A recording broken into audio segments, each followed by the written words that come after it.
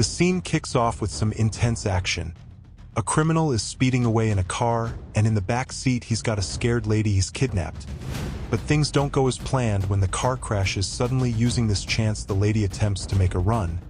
But the criminal, panicked and trying to regain control, quickly draws his gun, especially since he hears sirens and realizes the police are closing in. By the next day, the whole city is buzzing with the news of the previous night's drama.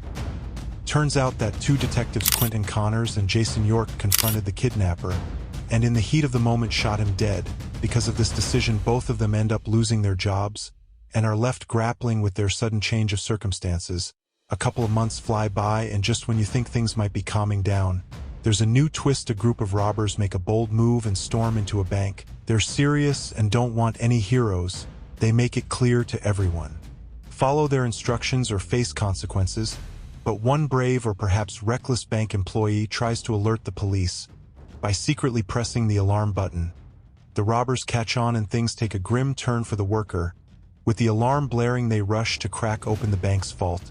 As expected, the police arrive on the scene in no time. But the head robber, Lawrence, isn't your typical criminal. He specifically requests to negotiate with Quentin Connors. This is a shocker, considering Connor isn't even on the force anymore. Lawrence makes a chilling threat if Connors isn't brought to the scene. The hostages are in grave danger. This forced the police chief's hand to personally to Connors' house, asking him to step in. Connors, still feeling the sting of being removed from duty, is initially hesitant, but the police chief offers him a way back. If handle this situation and he can have his badge back. After some thought, Connors decides he's in and gear up for the showdown. When Connors arrived at the bank, he was immediately asked to talk with Lawrence, the main robber. Lawrence revealed that he is seeking revenge. He was the brother of the criminal Connor had shot 2 months ago. Lawrence made it clear he wanted to get even with Connor. After the call ended, Connors hatched a plan. He asked the SWAT team to cut off the bank's electricity, hoping this would disable the automatic doors and allow them an entrance. But the situation quickly took a dark turn. The robbers responded by hanging 2 of the hostages, which caused panic among the SWAT team. They wanted to storm the bank immediately. Connors, sensing a trap, trying to hold the SWAT team back. He warned them that acting rashly might play right into the robbers' hands.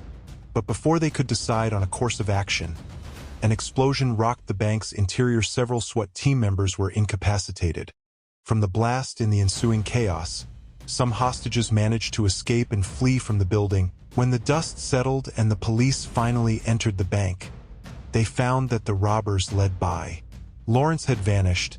But what puzzled them even more was the discovery that not a single dollar had been taken. It seemed the bank heist wasn't about money at all. Connor attempted to gather more clues by checking the bank's CCTV footage, but it turned out the robbers had thought of that too.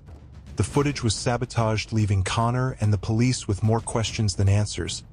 Meanwhile, a brilliant detective named Shane Decker was busy analyzing the conversation between Connors and Lawrence. After listening closely, Decker came to a realization.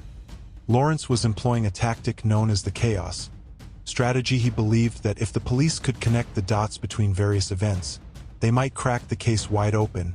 Wanting to share his insights, Decker reached out to Connors and suggested they meet up at a cafe. Over coffee, Decker explained his theory about Lawrence using a chaos strategy. Connor, unfamiliar with the concept, listened intently as Decker broke it down for him. After their discussion, Connors decided to head back to the crime scene, offering Decker a lift.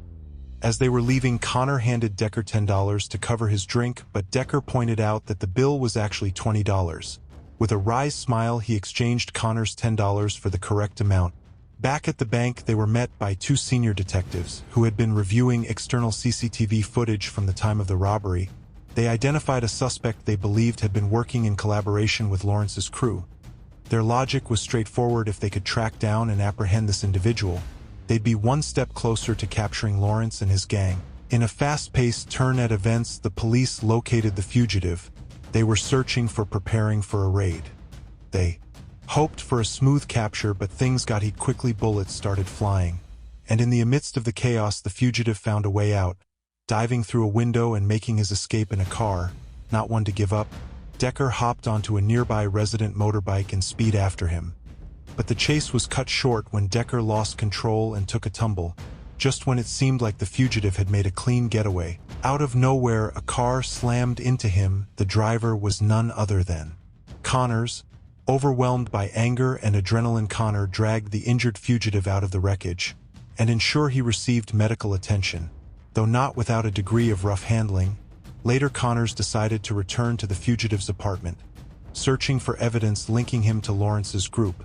To his surprise, a senior detective was already there and had uncovered a bag filled with money. But here's where things got even more intriguing. The money wasn't from the recent bank robbery, it was from a heist that had taken place 4 months ago. Oddly enough, the cash carried a specific scent, a fragrance often used in investigators' offices to mark money as evidence. This discovery set off alarm bells. Why evidence from the investigator's office, in the possession of the fugitive? With this new lead, Connor and Decker decided their next step had to be the investigator's office, aiming to unravel the mystery of the fragrant money at the investigator's office. Connors and Decker were greeted by a guard named Harry. Eager for any leads, Connor immediately inquired about frequent visitors. Harry revealed that a detective Callow often dropped by. Interestingly, Callow had recently collected a bag of money, claiming it was evidence, and his signature in the guest book could verify his recent visits. Connecting the dots, Connors and Decker grew suspicious of Detective Callow's involvement with both the fugitive and Lawrence. They urgently approached the police chief, advocating for Callow's immediate arrest. But a sudden piece of news interrupted their plead. Detective Callow was found dead in his residence. Rushing to Callow's home, they discovered a revealing piece of evidence: a map pinpointing the bank targeted in the morning's robbery. This only strengthened their conviction that Callow had played a part in the criminal activities. However, with Callow's death, any direct testimonies or confessions were now impossible. In the midst of their investigation, the house phone rang. On the other end was Lawrence, the mastermind behind it all. His chilling words served as a warning. Connor's life would never know peace again, for Lawrence had marked him as a target and would relentlessly pursue him. The game of cat and mouse had just intensified. Outside Callow's home, with a contemplative expression, expressed his concerns about the increasing complexity of the case. His belief was that to truly understand and solve the puzzle, they needed to trace back to the start. They returned to the bank, and its malfunctioning CCTV seemed like the logical next step. Upon arriving at the bank, it was clear Decker had a plan. He had enlisted the services of the police's Topit experts to revive the previously non-functional CCTV system. With their expertise, the team managed to get the cameras back up and running. But the footage revealed an unexpected twist. There was no sign of the robbers at all. It was as if they'd never been there, exhausted and hungry from the day's events. Connors, Decker, and the two senior detectives decided to take a break and recharge over dinner at a local restaurant. But as they settled into their meals and conversations, the case was never far from their minds. When Connors returned from a quick restroom break, Decker shared some breaking news.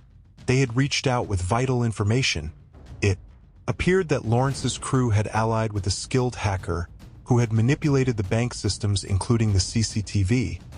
The IT team had pinpointed the hacker's location. Without wasting a moment, Connors and Decker immediately left the restaurant, intent on confronting this new lead head-on. The next scene highlighted the predicament of the hacker, who was now acutely aware that his cover had been blown. Just as he was gathering his essentials to make a hasty exit, Lawrence made a surprise appearance. Without hesitation, Lawrence executed the hacker, sending a clear message: anyone in his group caught by the police was expendable. As Connors and Decker arrived shortly after, all they could do was discover the lifeless body of the hacker. In the distance, Lawrence made his getaway in a car. They tried to pursue, but the elusive Lawrence managed to evade them once more. Seeking more clues, Connors and Decker headed to the hospital to interrogate the fugitive. Initially, the fugitive remained tight-lipped, refusing to divulge any information. However, Decker's unconventional and menacing method of threatening to introduce adrenaline into the fugitive's foredrip made him sing. He revealed a significant piece of information: Lawrence and his gang had planned a meeting at Lawrence's old residence the following night to strategize their upcoming heist. The subsequent day saw Connors and Decker briefing the police chief on their newfound intelligence. Swiftly, a plan was set into motion to ambush Lawrence and his gang. Evening descended and the police, including Connor and Decker, staked out Lawrence's old home, but things didn't go as planned. A police alarm was accidentally triggered, alerting Lawrence's gang to their presence. This led to an intense shootout. While they managed to neutralize some of Lawrence's men outside Connor's, Decker and the rest of the team proceeded inside, where they faced another round of gunfire. The intensity of the situation peaked when Teddy, a senior detective, spotted a ticking bomb that was moments away from detonation. With a sense of urgency, she yelled at Decker and the rest, warning them of the impending explosion. They scrambled to safety. However, Connors, in the midst of a confrontation with one of Lawrence's men, wasn't as fortunate. From a safe distance, Lawrence observed a fiery aftermath with a smirk of satisfaction in his mind. He had finally settled the score. Decker and the two senior detectives, including Teddy, had narrowly escaped the blast. They stood in shock and sorrow, witnessing the aftermath that claimed Connors. The sight of his charred remains was heart-wrenching for them. As the new day dawned, Decker grieving the loss of Connors. He was at the police station trying to pick up the pieces. An unexpected revelation came from the aide officer, who had previously assisted the police in their investigation. He revealed a masterstroke by Lawrence's gang. They had implanted a virus in the bank system, discreetly siphoning less than $100 from each customer's account. Given the bank's vast clientele, the seemingly minor theft from each individual had cumulatively resulted in the theft of a hopping $1 billion. The sheer genius of this plan was that no individual customer felt the pinch or raised an alarm for such a small sum. The collective theft, however, went down in history as one of the most significant hazards ever. With this revelation, everything became clear to Decker. Lawrence's clever use of the chaos theory was a ruse, a diversion, to distract them from the actual heist. As Decker was on the verge of departure, he received an unexpected call from Morans, who warned him to cease the pursuit or meet the same tragic fate as his colleague Connor. The threat, far from deterring Decker, only ignited a fiercer resolve within him to apprehend Lawrence. He made his way to the investigator's office, determined to interrogate Harry, the officer in charge. Decker, having discovered discrepancies in the guest book, supposedly signed by Detective Callow, believed it to be a forgery. After relentless probing, Harry eventually conceded, admitting to forging Callow's signature out of resentment.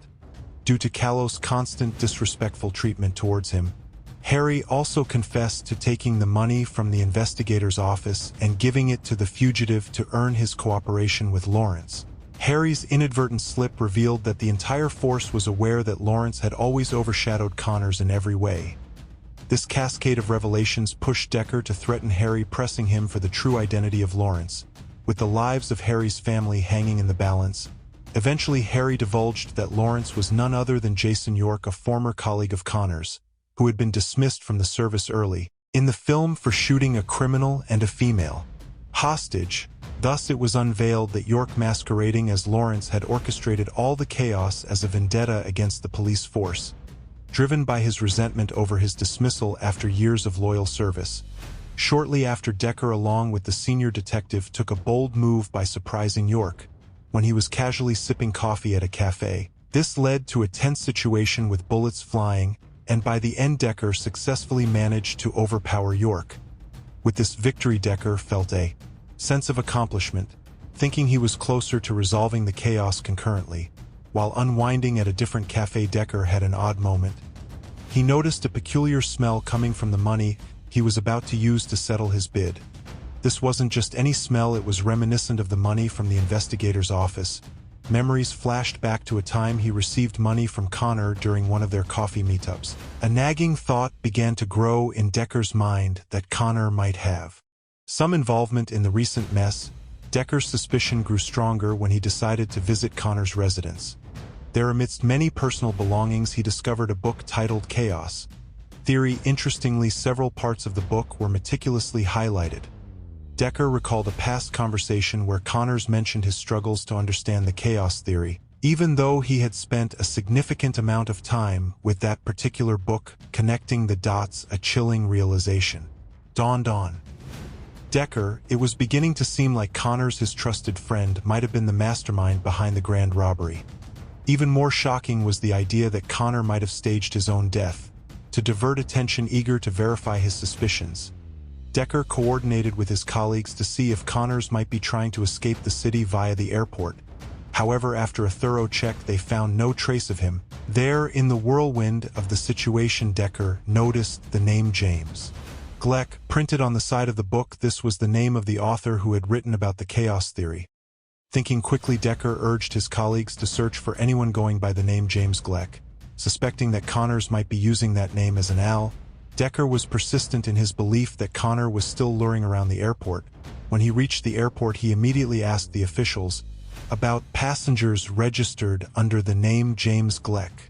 Before the officials could give him any answers, Decker's phone rang. To his surprise, it was Connors on the other end. The conversation was intense. All the pieces of the puzzle fell into place. Connors admitted to being the brain behind the robberies, and that he had conspired with York, also known as Lawrence. It was York's job to assemble the crew for the heist, which is why none of his men recognized or knew Connors. Connors told Decker that he had successfully changed his identity and planned to start fresh. In a different country, he also reminded Decker that technically he was considered dead, making it almost impossible for anyone to trace or catch him. Connor was confident that Decker wouldn't be able to reach him now. Connor had everything planned out in meticulous detail. He cleverly manipulated the SWAT team to shut off the bank's power, making it easier for the hacker to infiltrate the system. The explosion at York's house was another one of Connor's tricks. He had set up the bomb himself. Right before it went off, he took cover in a basement. To ensure everyone believed he died in the explosion, he took one of York's crew members, placed a police badge on him, and left him to be the unfortunate victim. The explosion made sure the body was unrecognizable. After the blast, Connors cleverly disguised himself as a firefighter to escape unnoticed. In the meantime, Decker was frantically searching for any sign of Connor, unaware that he was always one step ahead. Connor didn't use the main airport. He had a private jet waiting for him at a smaller one. With the billions he had accumulated, Connor could afford anything he desired. As the truth about Connor's schemes became clear, the realization hit Decker hard. The movie concludes with Connors boarding his jet, ready to begin his new life as a millionaire. More interesting movies recap. Please don't forget to subscribe, like, and comment.